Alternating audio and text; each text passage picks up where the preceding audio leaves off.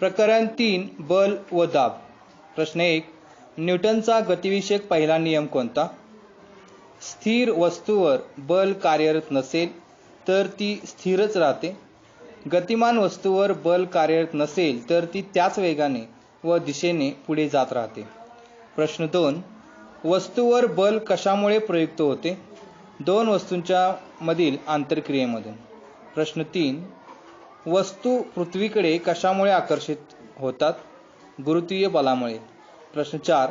संपर्क बल कशाला म्हणतात? वस्तूंच्या एकमेकांशी आलेल्या थेट संपर्कामुळे किंवा आणखी एका वस्तूमार्फत आलेल्या संपर्कामुळे बल प्रयुक्त होते, त्याला संपर्क बल असे म्हणतात. प्रश्न 5. असंपर्क बल कशाला म्हणतात? दोन वस्तूंच्या मध्ये संपर्क नसला तरीही त्या दोन वस्तूंच्या मध्ये बल प्रयुक्त होताना दिसते, अशा बलास असंपर्क बल म्हणतात. प्रश्न 6. स्नायुबल हे टिंबटिंब बलाचे उदाहरण आहे, संपर्क बलाचे उदाहरण आहे. प्रश्न 7. स्नायुबल कोणत्या क्रियेतून प्रयुक्त होते? उचलणे, ढकलणे, ओढणे. प्रश्न 8. असंपर्क बलाची उदाहरणे कोणती? चुंबकीय बल, गुरुत्वीय बल, स्थितिक विद्युत बल. प्रश्न 9. रोजच्या जीवनातील अतिशय उपयुक्त बल कोणते? घर्षण बल. प्रश्न 10. घर्षण बल कोणत्या वस्तूंच्यावर प्रयुक्त होते? गतिमान वस्तू प्रयुक्त होते. प्रश्न 11. गतीच्या दिशेच्या विरुद्ध दिशेने प्रयुक्त होत असणारे बल कोणते? घर्षण बल. प्रश्न 12. चिखलामुळे घसरायला होते हे कशामुळे घडते? घर्षण बल कमी असल्याने. प्रश्न 13. स्थितिक विद्युत बल हे टिंबटिंब आहे, असंपर्क बल. प्रश्न 14. वस्तूंच्या बेरजे एवढे बल वस्तूंवर केव्हा प्रयुक्त होते? एखाद्या वस्तूवर एकाच दिशेने अनेक बले लावल्यास. प्रश्न 15. फरका इतके बल वस्तूवर केव्हा प्रयुक्त होते? जर दोन बले एकाच वस्तूवर परस्पर विरुद्ध बाजूने लावली तर. प्रश्न 16. बल हे परिणाम कशामध्ये व्यक्त केले जाते? परिमाण व दिशा. प्रश्न 17. बल ही टिंबटिंब राशी आहे, बल ही सदिश राशी आहे. प्रश्न 18. स्थिर वस्तूला कशामुळे गती मिळते? बलामुळे. प्रश्न 19. गतिमान वस्तू थांबवण्यासाठी कशाची आवश्यकता असते? बलाची. प्रश्न 20. जडत्व कशाला म्हणतात? वस्तू गतीच्या ज्या स्थितीत आहे त्या स्थितीत राहण्याच्या प्रवृत्तीला त्याचे जडत्व असे म्हणतात. प्रश्न 21. स्थिर स्थितीतील वस्तू स्थिर का राहते? बाहेरून बल प्रयुक्त न केल्यास स्थिर स्थितीतील वस्तू स्थिर राहते. प्रश्न 22. विराम अवस्थेचे जडत्व कशाला म्हणतात? वस्तूच्या ज्या स्वाभाविक गुणधर्मामुळे ती आपल्या विराम अवस्थेत बदल करू शकत नाही त्यास विराम अवस्थेचे जडत्व म्हणतात. प्रश्न 23. गतीचे जडत्व कशाला म्हणतात?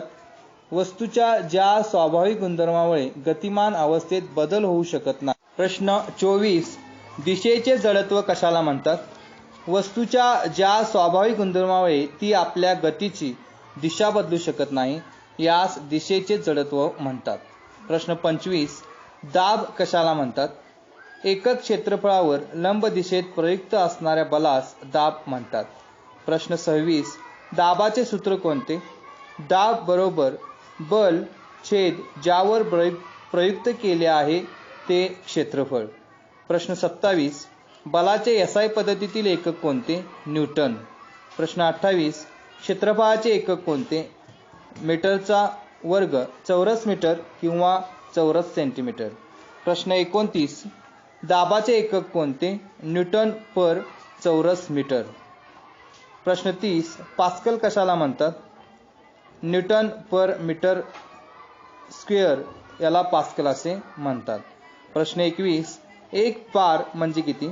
एक बार म्हणजे 10⁵ पास्कल. प्रश्न 32. दाब ही टिंबटिंब राशी आहे, दाब ही अदिश राशी आहे. प्रश्न 33.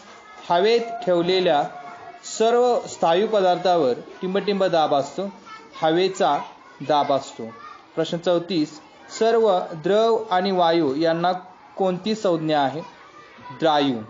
प्रश्न 35. पृथ्वीवर सर्व बाजूनी कशाचे आवरण आहे? हवेचे. प्रश्न 36. वातावरण कशाला म्हणतात? पृथ्वीवर सर्व बाजूंनी हवेचे आवरण आहे, याला वातावरण म्हणतात. प्रश्न 37. पृथ्वीच्या पृष्ठभागापासून किती अंतरावर वातावरण आहे? सुमारे 16 किलोमीटर उंचीपर्यंत. प्रश्न 38. विरल स्वरूपात वातावरण कोठे असते? वातावरणाच्या पुढे 400 किलोमीटर. प्रश्न 39. वातावरणीय दाब असे कशाला संबोधले जाते? हवेमुळे निर्माण झालेल्या दाबाला वातावरणीय दाब असे संबोधले जाते. प्रश्न 40. हवेचा दाब म्हणजे काय? वजन आणि पृष्ठभागाचे क्षेत्रफळ यांचे गुणोत्तर. प्रश्न 41. समुद्र सपाटीला असणाऱ्या हवेच्या दाबाला काय म्हणतात? एक ॲटमॉस्फिअर असे म्हणतात. प्रश्न 42. हवेचा दाब कोठे कमी होतो? समुद्र सपाटीपासून वर जाऊ तसतसे हवेचा दाब कमी होतो. प्रश्न 43. एक ॲटमॉस्फिअर म्हणजे किती? 101 गुणिले 10³ पास्कल बरोबर 1 बार बरोबर 10³ एम बार. प्रश्न 44. एक एम बार म्हणजे किती? 10² पास्कल. प्रश्न 45. वातावरणीय दाब कोणत्या एककामध्ये सांगितला जातो? एम बार किंवा हेक्टोपास्कल. प्रश्न 46. पृथ्वीच्या वातावरणाचा दाब कशाप्रमाणे बदलतो? समुद्र सपाटीपासूनच्या उंचीप्रमाणे. प्रश्न 47. 1 मीटर स्क्वेअर पृष्ठभाग असलेल्या टेबलावर किती दाब प्रयुक्त असतो? 101 गुणिले 10³ पास्कल. प्रश्न 48. प्लावक बल कशाला म्हणतात?